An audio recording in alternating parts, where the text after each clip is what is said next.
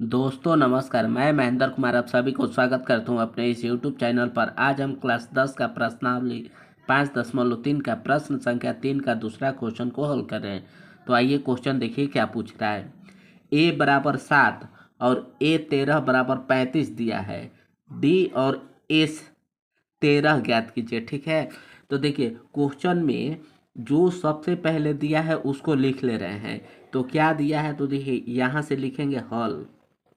यहाँ से हम लिखते हैं, हल करते हैं। ठीक है, देखिए a बराबर दिया है 7, तो a बराबर 7।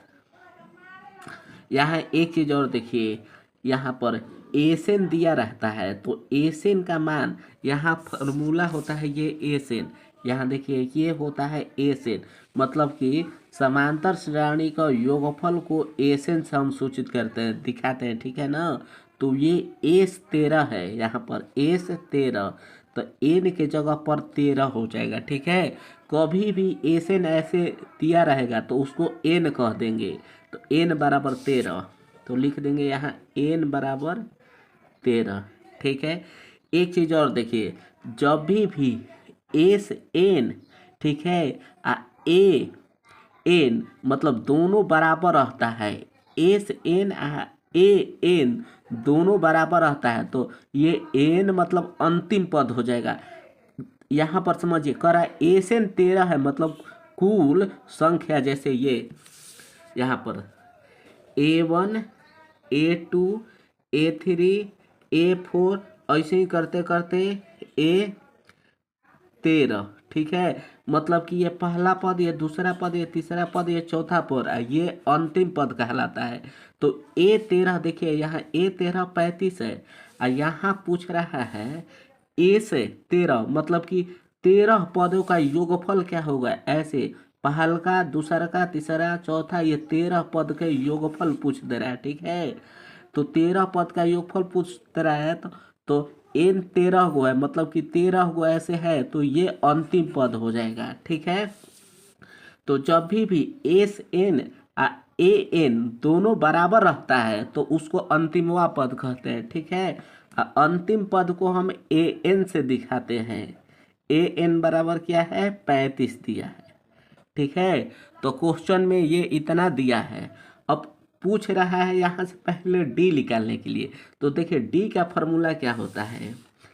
A13 दिया है यहाँ A13, तो A13 का फॉर्मूला बनेगा A+12D। ए दिया है और A13 के मान दिया है, तो यहाँ से निकल जाएगा। उसी तरह फॉर्मूला बनता है, मान लीजिए A20 का कोई पूछे फॉर्मूला क्या होगा, तो A+19D, डी को एक कम करके फॉर्मूला बनता है। ठीक है ना, तो यहाँ पर देखिए A13 दिया है 35, तो A13 से हम बना रहे हैं। तो देखिए A13, A13 का फॉर्मूला होगा A+D को एक कम करके लिखते हैं 12D। अब यहाँ से A13 का मान दे दिया है 35, तो ये लिख देंगे हम 35 बराबर A का मान दिया है 7, तो 7 प्लस 12, और D गुणे में है तो गुणे D, यही तो D तो निकालना है हमको। ठीक है, आगे देखिए 35, ये देखिए 7 है, बराबर के इधर लेंगे -7 बराबर 12 गुणे डी। अब 35 में से 7 काटेंगे तो कितना हो जाएगा, 28, तो ये कर देंगे हम 28, अब बराबर 12 गुणे डी। ठीक है, आगे देखिए यही गुणा में रहता है, अगला स्टेप में भाग में आ जाता है। 28 अब भागे 12 बराबर डी, ये दो बार में कट जाएगा कितना से, 14 दूनी 28, ये दो बार में कटेगा 7, 6 दूनी 12, सॉरी, ये कटेगा दो बार में 7, ये कटेगा दो बार में 3, तो डी बराबर कितना आ गया। ठीक है, दिखाई दे रहा है ना, तो देखिए डी बराबर आ जाएगा 7/3, तो यहाँ लिख देंगे हम डी बराबर 7/3, यही एक डी का मान हो गया। ठीक है, अब क्या पूछ रहा है एक क्वेश्चन में, तो देखिए क्या पूछ रहा है। S13 का मतलब कि जो ये श्रेणी बनेगा, S13 मतलब A1 A2 A3 A4 A13 तक, S13 तक योगफल क्या होगा। ठीक है, तो देखिए S13 का योगफल हम निकालते हैं। तो एसएन का फॉर्मूला होता है, एसएन का फॉर्मूला होता है n/2, यहाँ पर a प्लस an, ठीक है। ये एसएन का फॉर्मूला होता है। तो S13 का फॉर्मूला वही होगा, ठीक है। बस सबके जगह पर रख दे रहे हैं एन। तो देखिए एन कितना है, तो इसी को एन कहते हैं 13। तो ये 13/2। ए का मान कितना है, तो 7 है। तो 7 प्लस एन कितना है, अंतिम पद 35, तो 35, ये हो जाएगा 35। ये 13, देखिए ये हो जाएगा 13/2। 35 और 7 जोड़ेंगे तो कितना हो जाएगा, तो 35 और 7 42। तो ये हो जाएगा 42, ठीक है।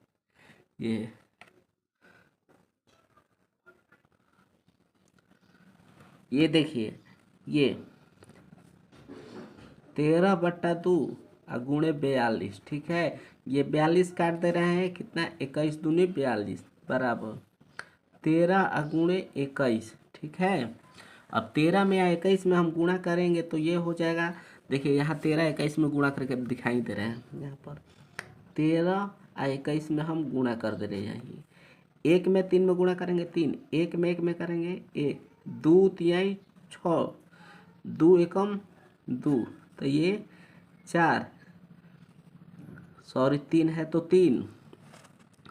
यहाँ देखिए 6 1 7, ये 2 का 2, तो 273 हो जाएगा, ठीक है। तो यहाँ लिख देंगे 273। ये हमारा S13 का योगफल आ गया, ठीक है। अगर वीडियो पसंद है तो इसे एक लाइक शेयर सब्सक्राइब कर दीजिएगा, ठीक है। थैंक्स।